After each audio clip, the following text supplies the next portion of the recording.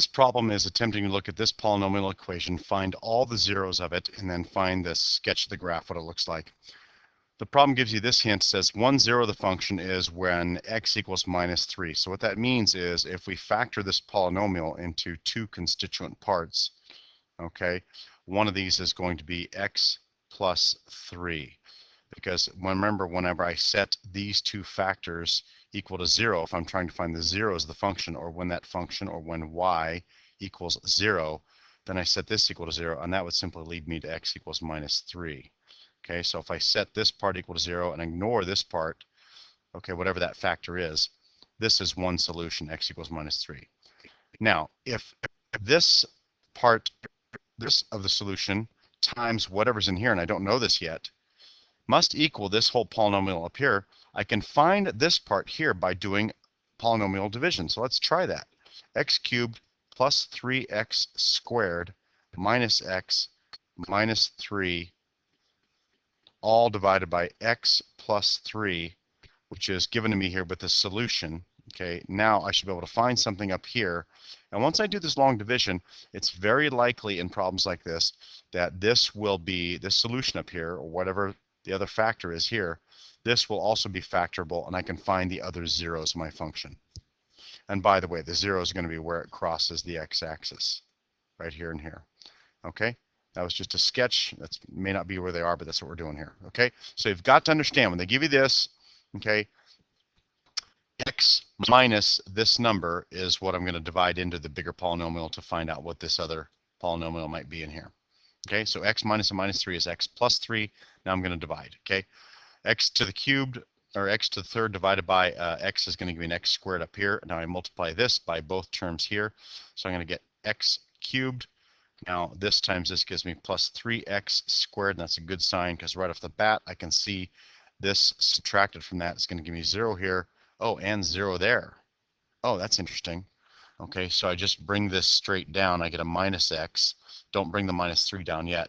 I don't have any x term because my x squareds canceled here as my cubes did. So now I'm going to do this division and say, what is it about this that when I multiply by something up here will give me a minus x? Well, that's just a minus 1. So minus 1 times this is a minus x minus 3. Now I bring the 3 down. Oh, when I subtract this, well, minus x plus x gives me the 0 I'm looking for. And same with a minus 3. There's no remainder. So what this means is that divides perfectly, and I'm out of space there, but no remainder is what that says. But what this means is x squared minus 1 and x plus 3 are my two factors up here. So this right here that I was looking for is x squared minus 1. What does that mean? Okay, I've got an x plus 3 and an x squared minus 1. I've now used polynomial division to find a new way of stating f of x. Okay, so I know x equals minus 3 is one root. What about this one here? Is this factorable? It often is. Hopefully, students, you see that's two perfect squares. The difference of two perfect squares is simply the square root of that plus the square root of that. Square root of 1 is 1. Okay, and then x minus 1. You have to see that though. Okay, because when I FOIL this out, I'm going to get a plus x and a minus x, which cancel. So there's no x term, but the difference of two perfect squares leads me to this factorization right here. Hopefully you know that and you see that, because that's what happens when you do these division problems when they give you the root up here. Okay, so what happens here is now I have three roots. I can find my zeros of the f of x function.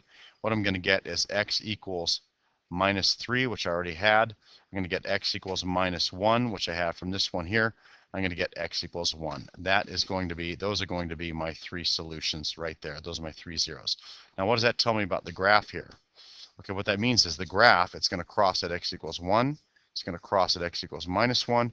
It's going to cross at x equals minus 3. And also, so these are my 3 points, 3, minus 1, and 1. And it also is going to show me that it's a cubic and the leading coefficient is 1. So I know cubics tend to go like this. So this one must go like this. Another hint I can do is I can look at the y-intercept. What happens when I plug in 0 for x? 0, 0, 0, and I get a minus 3 as my y-intercept.